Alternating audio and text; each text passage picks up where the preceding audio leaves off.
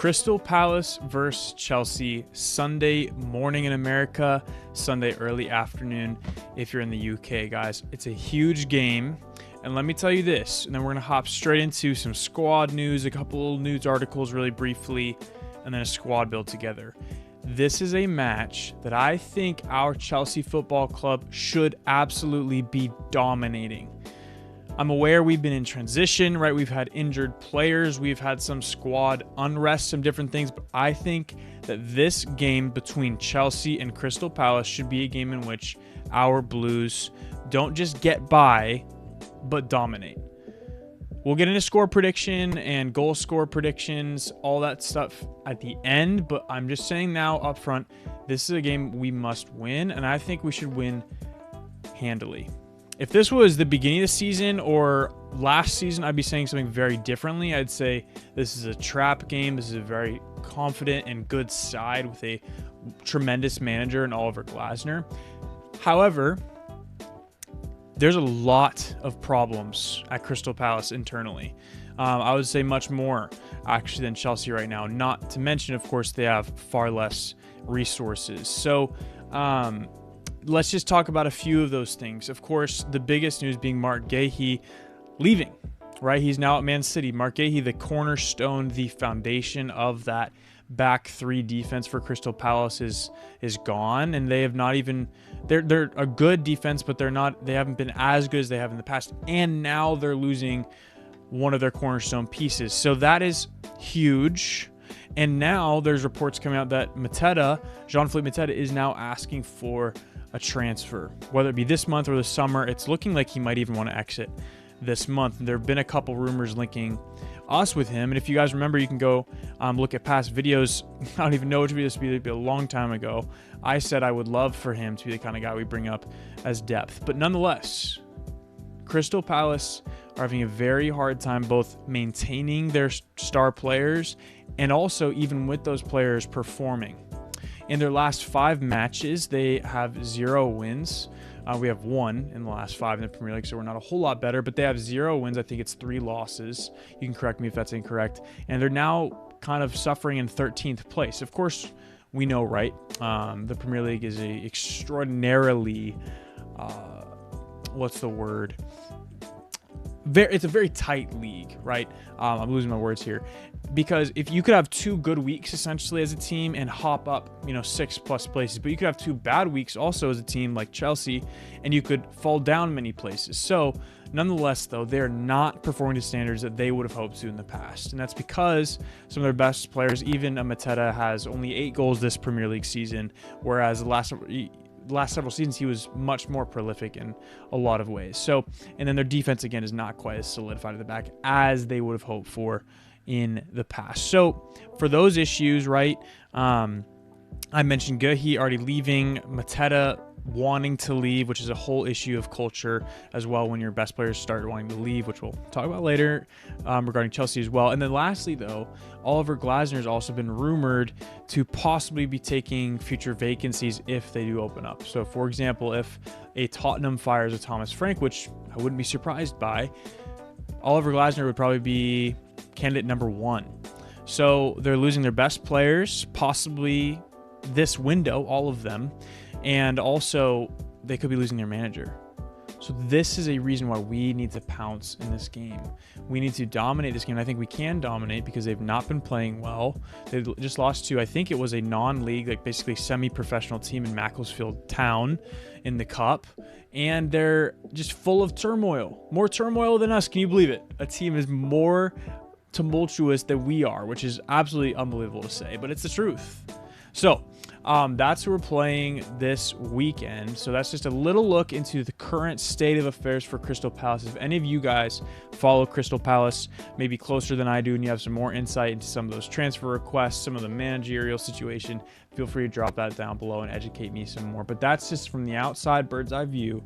This seems like a good time for Chelsea to take advantage of a weakened side.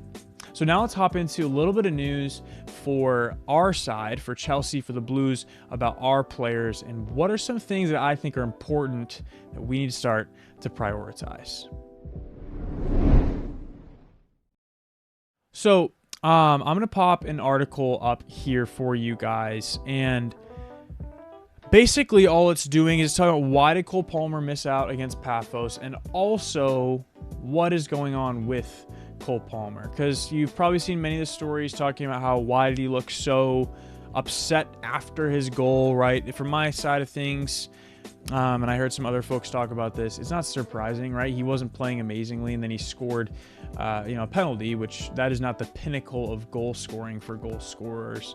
So I wasn't surprised, but nonetheless, he hasn't seemed his normal self. So I wanted to read a little bit of an article real quick for us about this. Why was he not there, and what's going on with him? So first off, Rosenior, this is from BN Sports. You see that up here. Rosenior said this. He basically said Cole felt a bit of tightness in his thigh. He missed the match by very little, but he should be perfectly fine for Sunday. So he then goes on to talk about the condensed schedule, all this different stuff, and that is why he had to miss the game against Paphos. So it doesn't surprise me, if I'm being honest. Even without that, I feel like it probably would have been a scheduled absent game for him anyway, even maybe at worst be on the bench, but nonetheless not surprised about that. So that is regarding his absence from the Paphos game. But now talking about why is he maybe upset. Marcel Desailly, who, if you remember, he's a legend of the club from eras past when we were a bit of a different scenario. But anyway, amazing player. He talks about these rumors that could Cole Palmer be unsettled? Could he be wanting to leave? He says this, which... So this might worry some of you, but I want to share with you guys my thoughts briefly. So he says, I think Palmer wants more stability and a system built around him, but he still needs to fully recover from his groin injury and get back to 100%. Then he says, the question is whether he feels Chelsea will win the Premier League in the next 2 seasons. If not, I'm sure he will ask for a move to a club that builds a system around him. I wanted to really hone in on this first part. It says, I think Palmer wants more stability and a system built around him. So, I was actually talking with one of my good buddies who I'm hoping to have on the channel at some point. Cam, I'm shouting out to you. I was talking to him about this during the Paphos game. I think this is an era in which Chelsea Football Club needs to be extraordinarily careful with both their transfers in as well as their transfers out. I'm not saying I think the system is going to completely change and we're all of a sudden going to be going and signing Bastonis of the world and, the Camavingas of the world and all these different players that are established strikers. Aussie men, right? Flashback to the summer and years past. That's not going to happen. But what I think is dangerous is, right, we have Cole Palmer, who was one of these wonder kid signings, who has panned out regardless of his current form. But the problem is, if he sees, okay, I've panned out, there's a couple other players here and there that have panned out, right? Like Moises Caicedo, Enzo Fernandez, Levi Colwill when he's fit, right? Reece James, of course, is a different story. Marc Cucurella. There's some different players that have absolutely gotten there. And Stevao seems like he's on the way. But here's the problem. I think Desailly's complete conjecture, right? I don't think any of these are all rumors for a reason. So that's why I don't give any, right now, I'm not even talking about the Enzo Fernandez rumors because rumors come and go every transfer window. But I do agree that if we get in this dangerous kind of cycle where we start, okay, once these players we signed at a young age actually come good and are starting to get into their prime, into their years of experience, then we sell them off for a profit.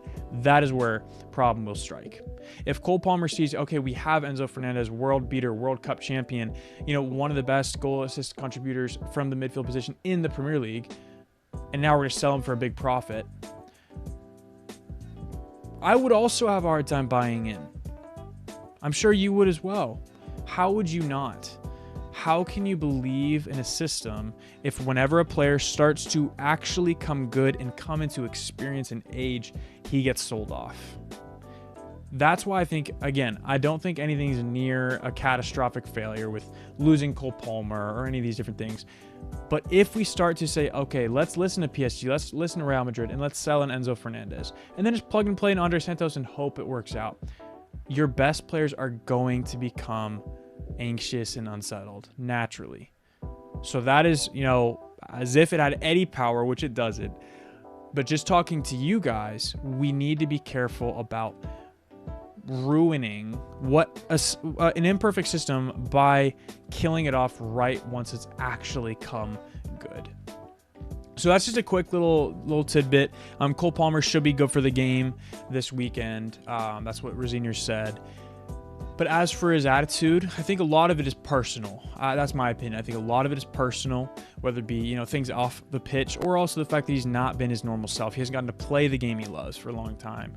We might be overthinking it. But nonetheless, Chelsea need to think carefully about how they handle these next few windows to convince their elite players that they can believe in this club. So now let's move on and build a lineup together. All right, guys, so here we are, and this is my lineup. I think it's actually a very strong lineup. And let's just start from the back. Rob Sanchez. Jorgensen has some kind of injury, so he obviously will not be starting. He wouldn't be starting for me anyway. Sanchez in the back. And then the back line, I think this is about as strong as you can possibly get with the current absentees we have. Reece James, Fofana, Chalobah, and Cucurella. Extremely strong. I have a good amount of confidence in them. They're not perfect by any means, obviously. I think we can still strengthen this in the future, especially with one more center back or with Colwill coming back. However, this is the best we have right now, and I'm happy with that. I'm happy with that back line. And then in the middle, we have Caicedo and Enzo. I'm aware some people have a little bit of reservation about the fact that when we have just Caicedo and just Enzo, and then Cole Palmer in that kind of free-flowing, fluid 10, right forward position, we feel a little bit less structured and a little weaker in the midfield, which I agree, because Enzo loves to go forward, and then it basically leaves Moises by himself. However, this, I think, is our strongest lineup right now. I considered saying, do I sit Estevao or Neto, put Palmer out on the right, and then have Enzo here, and then Santos in this spot here. I considered it, but however, I'd rather have Santos right now, at least, be rotational and come in and get a lot of minutes off the bench to relieve a Cole Palmer or an Enzo, more than likely. So that's what I have here, and then the front four, kind of in a way, right? I have Estevao on the right. I really want to see him start some Premier League games and actually get a full run of it. And then Cole Palmer in the middle, continue to get him going. I think he should be playing. And then Pedro Neto on the left and Liam Delap up top. So here's the thing. The two players who we fundamentally need to get going in order for this season to really get off its feet are Cole Palmer and Liam Delap. The reason for that is because if we want to consistently see results come out of dirty, imperfect games with a defense who is solid but leaky at times as well, we need our best players to start performing. I'm not saying Liam Delap is one of our best players. He's not proven anything like that. However, there have been flashes where you see what we bought him for. His link-up play, his intelligent passing, his ability to be in the right places in the box, his relentless press. He has a lot of the tools that I love in a striker, but we need product. We need far more end product from him than we've been getting. And Cole Palmer, I still believe it's coming. So if those players from that starting 11, which you guys just saw, get going, if those players have a solid game, I do foresee us, as I was talking about in the beginning of the video, having a very good game against Crystal Palace, a team in turmoil, having so many reasons to have other things on their mind. And I think for that reason, I have us winning this game 2-0. Not going to be a perfect game, but I do think this is a team that obviously can get clean sheets. I know we like to think our defense is horrible, but we're actually one of the leading teams in the Premier League regarding clean sheets. So I think we can do that with, especially if Mateta is missing from the lineup. So I think we're going to win 2-0, and I am going to go for a Cole Palmer goal, and I'm also going to go for a Moises Caicedo goal once again. So guys, let me know, what are your predictions for this game? Would you change anything from that starting 11? And especially, Do you think we need to rethink the way we transfer players in and transfer players out in order to convince current players to stay here for the long haul? So anyway, guys, have a great weekend. Enjoy the game on Sunday, and I'll see you guys next time.